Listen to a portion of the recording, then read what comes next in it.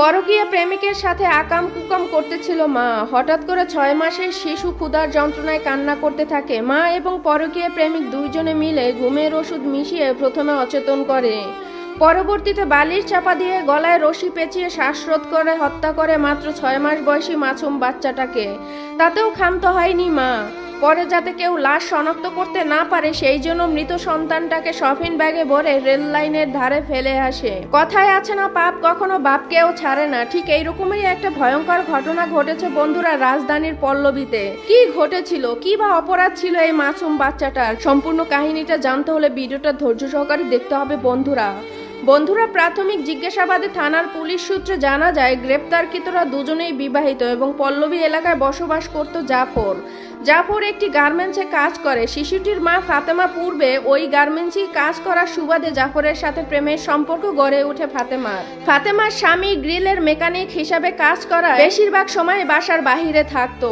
সুযোগে তারা দীর্ঘদিন ধরে পরকীয়া প্রেমে লিপ্ত ছিল। তাদের মধ্যে নিয়মিত শারীরিক সম্পর্ক গড়ে ওঠে।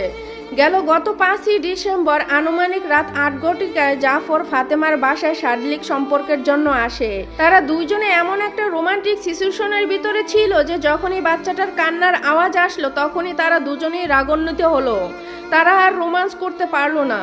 তখনই তারা প্ল্যান করে বাচ্চাটাকে পৃথিবী থেকে সরিয়ে দিবে, কারণ তারা শারীরিক সম্পর্ক ভালোভাবে করতে পারেনি। শিশুটিকে প্রথমে স্যুপের মধ্যে ঘুমের ওষুধ মিশিয়ে খাইয়ে অচেতন করা হয় এবং পরবর্তী সময়ে বালিশ চাপা দিয়ে গলায় রশি পেঁচিয়ে শ্বাসরোধ করে নির্মমভাবে হত্যা করে। পরবর্তীতে বিছানার চাদর দিয়ে শিশুটির লাশ মুড়িয়ে কাপড়ের একটি শপিং ব্যাগে ঢুকানো হয়। তারপর জাফর শপিং ব্যাগের সাথে লাশটি নিয়ে মেট্রো রেলের একটি পিলারের কাছে রেখে আসে, যেখানে প্রতিনিয়ত মানুষ ময়লা ফেলতে ফেলতে একটা আবর্জনার স্তূপ পড়ে গেছে, সেখানেই ফেলে এসেছে।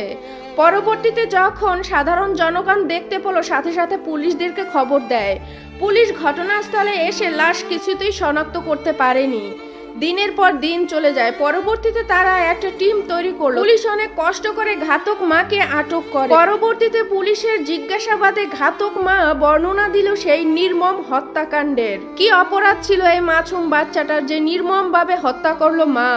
স্বামী তো এই স্ত্রী এবং সন্তানদের খুশির জন্যই তো কাজ করতে বাহিরে গিয়েছিল। সেই সুবাদে স্ত্রী পরকীয়ায় লিপ্ত হয়ে নৃশংসভাবে হত্যা করলো মাত্র 6 মাস বয়সী মাসুম বাচ্চাটাকে। আহারে, দেখেন কত সুন্দর চেহারা, ফুটফুটে একটা জান্নাতি পাখির। আশা করি বন্ধুরা ভিডিওটা ভালো লেগেছে। ভিডিওটা ভালো লাগলে শেয়ার করে অন্যকে দেখার সুযোগ করে দিবেন। ধন্যবাদ সবাইকে এতক্ষণ সাথে থাকার জন্য।